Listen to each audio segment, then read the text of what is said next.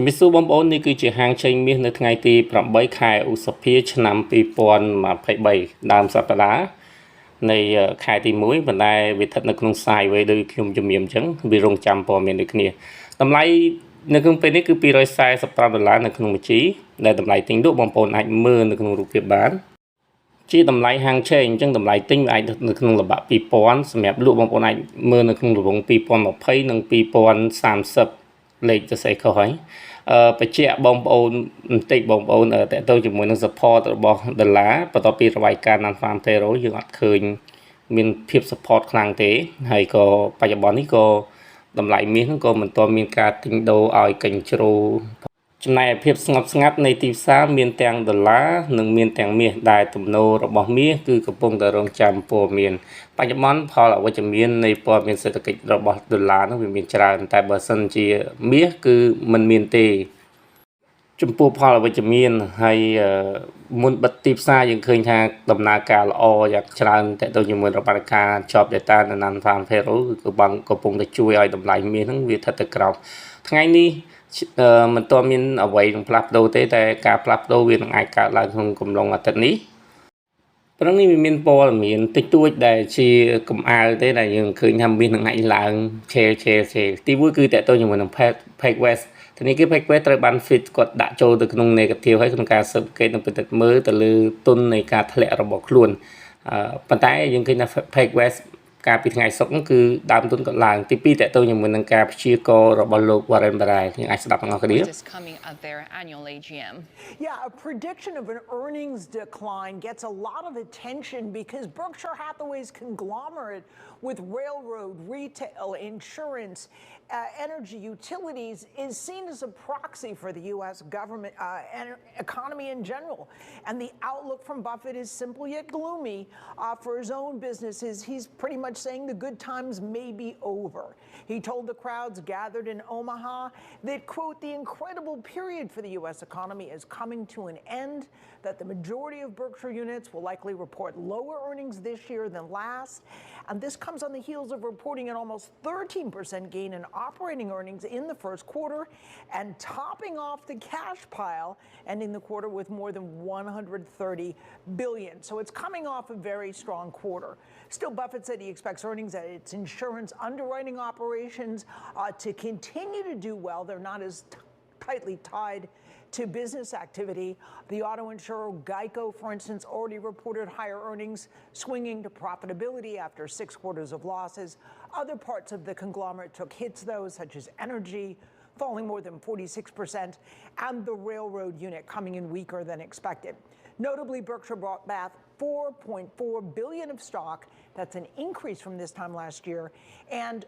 some analysts thought it was very noteworthy that they won't be making an offer for full control of Occidental Petroleum. As noted, Greg Abel, named heir apparent in 2021, was reaffirmed over the weekend. And Buffett says he expects that whenever he steps down as CEO, that's a big question. It will be business as usual in terms of transition. Buffett also had strong views when it comes to the banking turmoil and the debt ceiling. Yeah, he definitely wants bank executives held accountable. And he pointed in particular to First Republic, calling their loan practice of offering jumbo, non-government-backed, interest-free for 10 years, fixed-rate loans, a crazy proposition, and said that the bank was, quote, doing it in plain sight and the world ignored it till it blew up. First Republic, of course, collapsed last weekend. The FDIC took it over. J.P. Morgan took it off the hands of the FDIC. And Buffett also called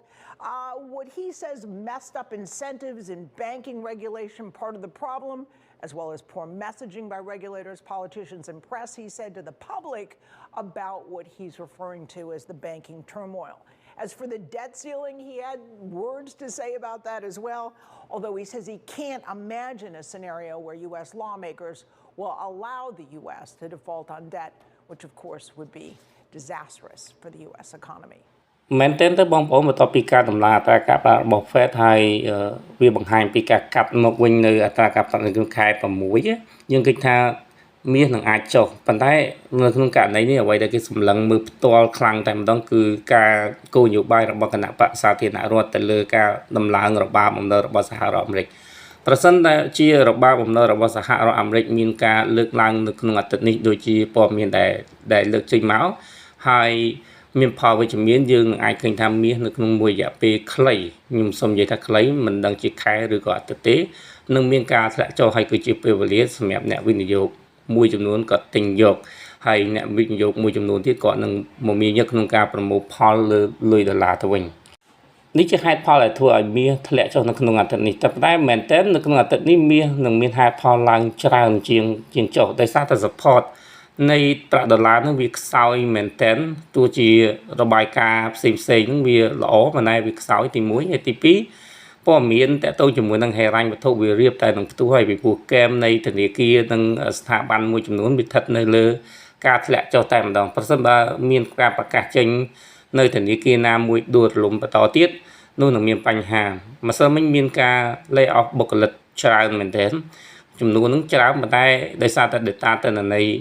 វារឹងមាំហើយការ lay off បុគ្គលិកបងប្អូនវាអត់ភ្លាមទេមានថាបើសិនជាគម្រោង lay off គឺប្រហែលខែក្រោយគម្រោងនៃការប្រកាស lay off ទាំងក្រុមហ៊ុន tech ក្តីទាំងក្រុមហ៊ុនអាជីវកម្មក្តីនោះមានប្រមាណជាង1លានកន្លែងជាងទៀតហើយសម្រាប់ត្រីមាសទី3នៃសហរដ្ឋអាមេរិកនេះក៏ជាព័ត៌មានដែលល្អសម្រាប់តម្លៃមាសនៅក្នុងត្រីមាសទី3របស់សហរដ្ឋអាមេរិកដែលយើងអាចឃើញថាវាអត់មានហេតុផលនៃតម្លៃមួយថាមាសនឹងធ្លាក់ចុះទេនៅក្នុងឆ្នាំនេះ